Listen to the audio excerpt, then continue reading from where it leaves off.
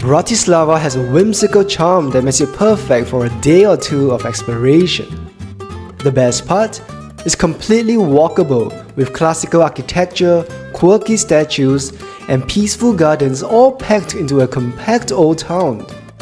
We almost skipped this city entirely on our way to the Tatras, but after deciding to stay, we are glad we did. We started in the main square of the charming old town. The odd artist and busker keeps the atmosphere lively, while beautifully maintained classical buildings surround you at every turn. There's the pink 18th century Primacial Palace with its adorable sculptures, and the old town hall housing a city museum. But what really gives Bratislava its character are the playful statues scattered throughout the streets. Everyone heads straight for these first. There's Schöne Náci, a statue honoring a real local known for his old-fashioned gentleman style. Then there's Čumil, the worker peeking out from a manhole, added in the late 1990s to bring a bit of whimsy to post-communist Bratislava. Although you do have to wonder how many have unwittingly tripped over him. More sculptures are scattered around the area, each tied to a certain history of story, making the old town feel like an open-air gallery. A short walk away is Michael's Gate, the only remaining medieval gate of Bratislava city walls dating back to the 14th century.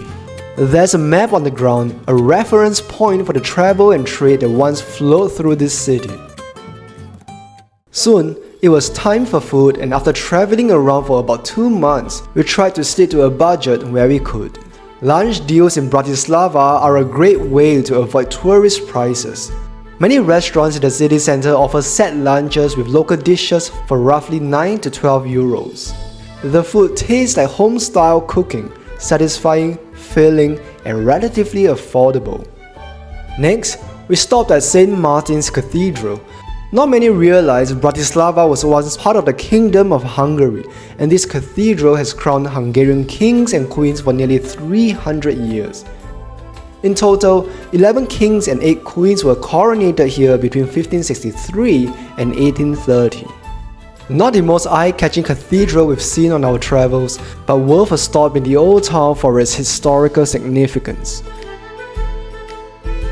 The Old Market Hall is an optional stop in Bratislava's Old Town. It served as the city's main marketplace, and when we visited, there was a farmer's market happening inside. Every Saturday, breads, fruits, vegetables, honey and more filled the stalls, giving you a glimpse into local life.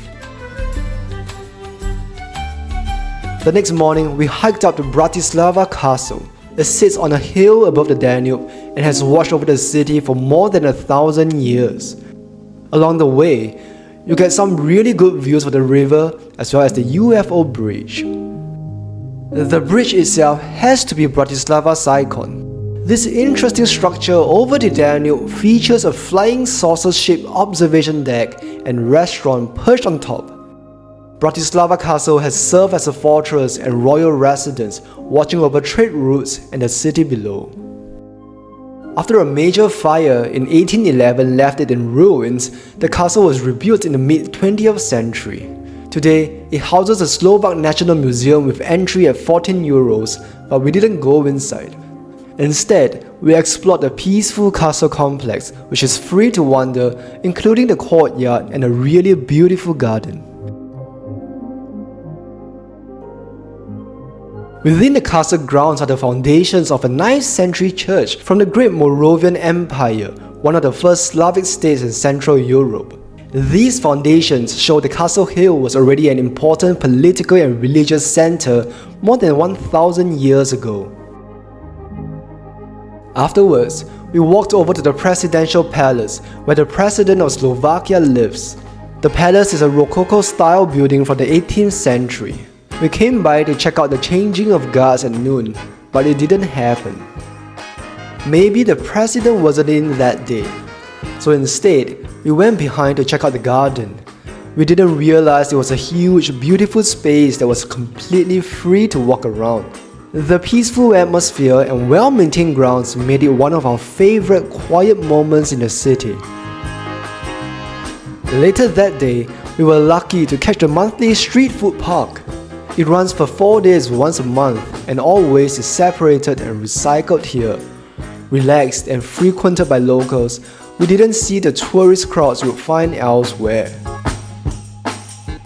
Next, we went to the Blue Church, known as the Church of Saint Elizabeth of Hungary. About a 10-minute walk from the old town, it looks like a fancy cake castle, almost AI generated in how it looks, completely out of place in Bratislava. Many were also there to see it when we arrived, and the inside was just as charming as the outside. It was once a school chapel, which explains its small size.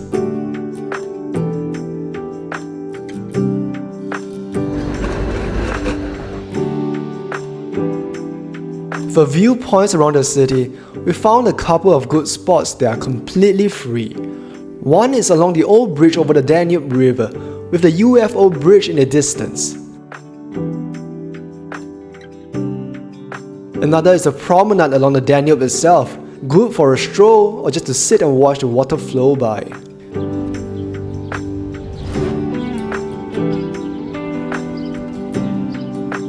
As for where to stay, we chose an apartment for €65 a night, just 5 minutes from the main square.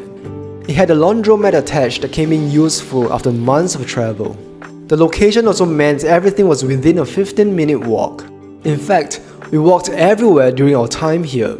It was next to a cafe that served breakfast too, which made mornings hassle-free. All in all, Bratislava is clean, neat, and beautifully maintained. It's a city that doesn't try too hard to impress, but manages to do so anyway through its fun statues, classical architecture, and peaceful pockets. Whether you're passing through on the way to the Tatras like us, or making it a destination in its own right, a day or two here is time well spent. If you found this helpful, please like and subscribe for more travel guides like this.